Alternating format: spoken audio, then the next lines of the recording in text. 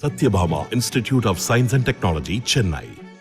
Satyabhama Institute of Science and Technology, Chennai.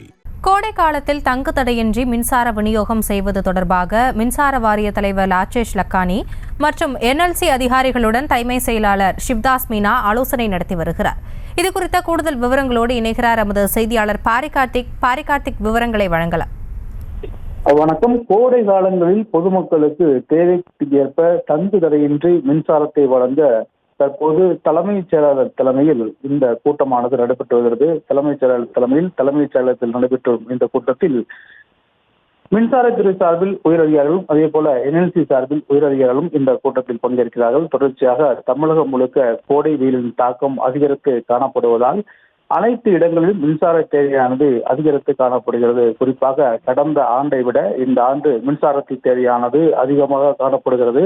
குறிப்பாக இந்த April மாதம் தற்போது முடிவடைந்த சூழலில் மே மாதம் வெயிலின் தாக்கம் இன்னும் அதிகரிக்கும் என்றும் எதிர்பார்க்கப்படுகிறது.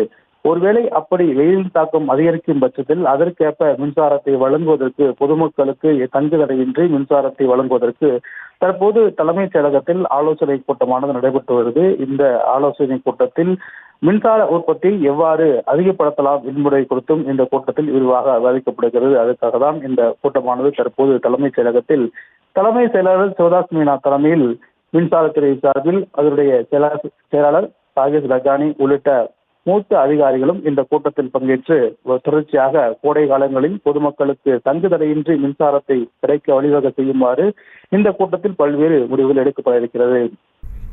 விவரங்களுக்கு நன்றி பாரிகார்த்திக்.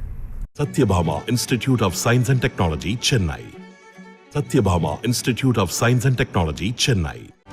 செய்திகளை உடனுக்குடனும் துல்லியமாகவும் தெரிந்து கொள்ள சப்ஸ்கிரைப் பண்ணுங்க.